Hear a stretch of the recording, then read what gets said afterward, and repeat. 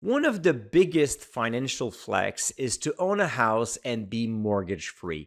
Paying off your mortgage is at the top of most people's financial goals. But what if you could use that equity lying in your house doing nothing and invest it back in the stock market to make even more profit? This is called leveraging, and for Canadians, it's also called the Smith Manoeuvre. So if you're American, you don't have to worry about that because your mortgage is already tax deductible. However, in Canada, we're not that lucky, so we need to do some workaround to make the mortgage tax deductible. And this is what you can do with the Smith Manoeuvre. So the idea here is quite simple. You have equity in your house, you borrow money from it, and then you invest in the stock market. The goal is to generate more return than your interest rate, and therefore you compound and you grow your nest egg. Of course, when you borrow money to invest, you add an additional layer of risk, and it's not for everyone. So I've tried this maneuver since March of 2022, and today I'm sharing with you my portfolio and also the thoughts that I have after 2 years and a half of withdrawing money from my home equity line of credit to put it back into dividend growth stocks. So before we jump into my portfolio, let's go back a second on explaining what this maneuver is. So long story short, you have a house, you have equity, and then you want to borrow money from it to make more profit. You can do it two ways. Either you have a large amount of equity so you can withdraw, like let's say $50,000 or $100,000 and then start building a new portfolio.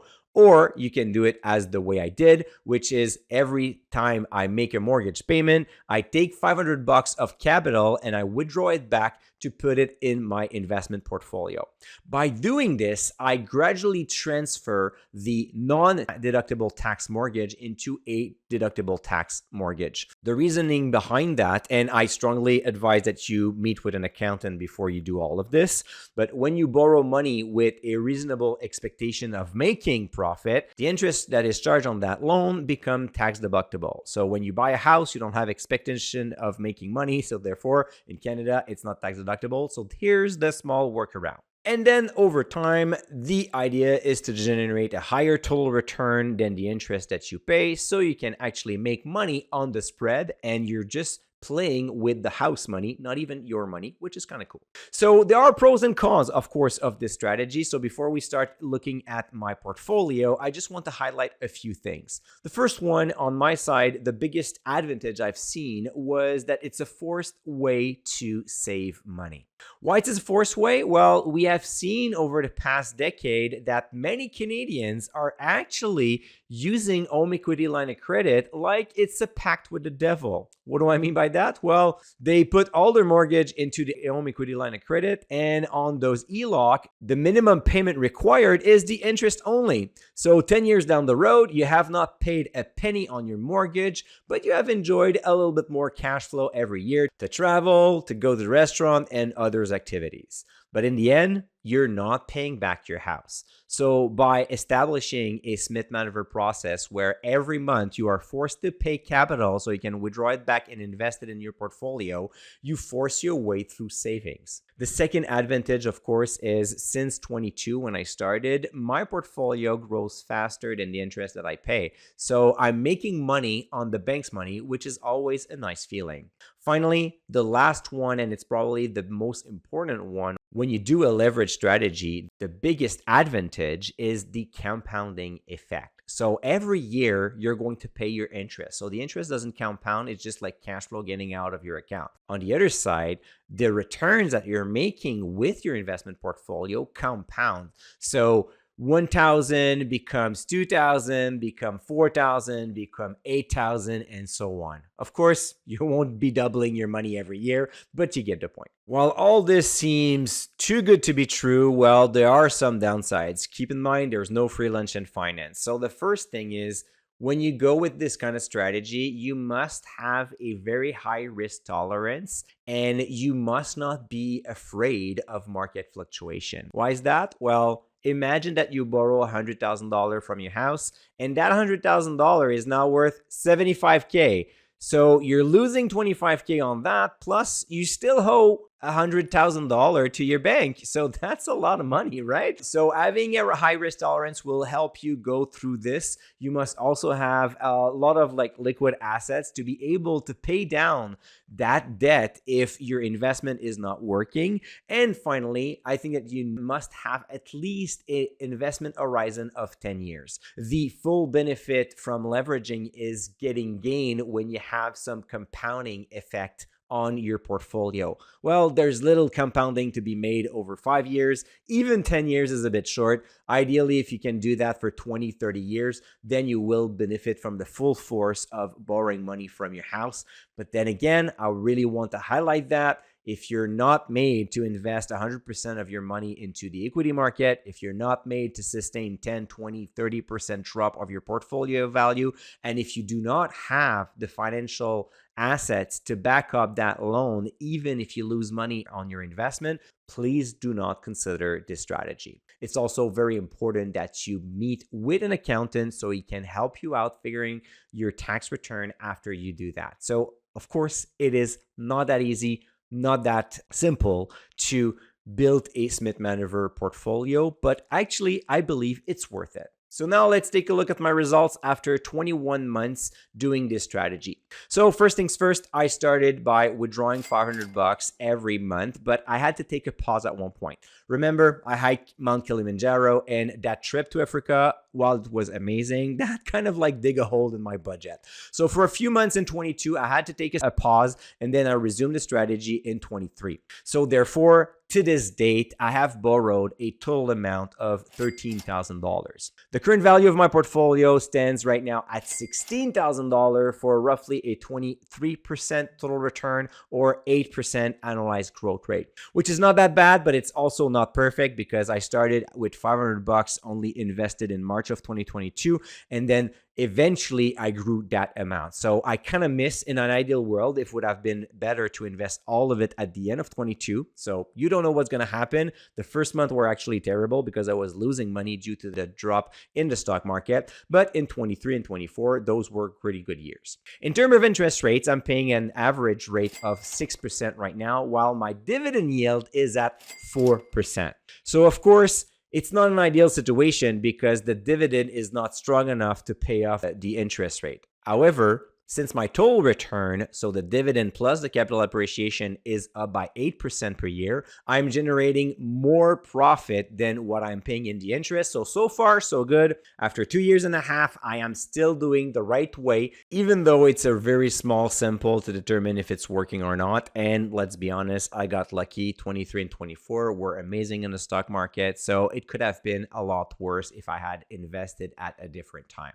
So now let's take a look at my DSR Pro dashboard so we can see what's inside this Smith Manoeuvre portfolio. All right, so we are now on my DSR Pro dashboard where I can see my Smith Manoeuvre account. So let's start with the sector allocation. So in terms of allocation, as you can see, I am spread across multiple sectors. I wanted to build a portfolio that could go through all kinds of market crises. Therefore, I have 20% in financials, another 20% in utilities. Then it goes down to a lot of like 10, 11% in materials, in industrials, energy sector, consumer staples, communication services, and finally the consumer discretionary.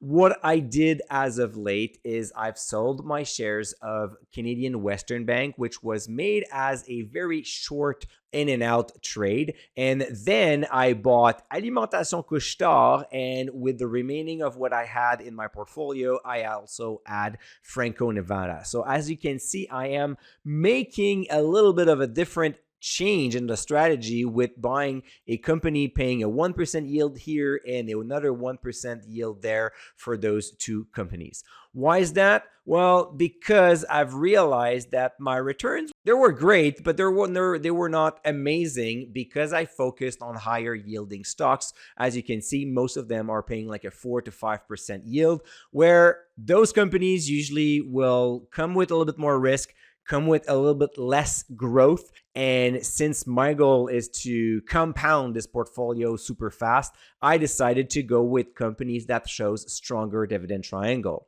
So here's an example with Couche-Tard. where when you look at the dividend triangle right there, you can see that the revenues are growing relatively fast. The earnings are growing relatively fast, even though they had some bad quarters in 2024. The company is very, very solid and has multiple growth vectors moving forward. So going back to my portfolio, I also want to highlight that I'm taking additional risk with the Smith Manoeuvre portfolio. The reason is simple. I'm trying to generate more profit than with other types of investment.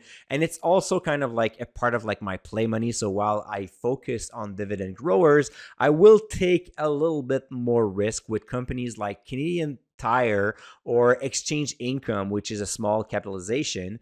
I decided to grab Franco-Nevada just based on the fact that they are running with troubles with their mine in Cobre, Panama, and it has been closed for a while now. The stock price has taken a hit, and I'm thinking it's pretty much a good time right now to enter in a position, but I might be wrong.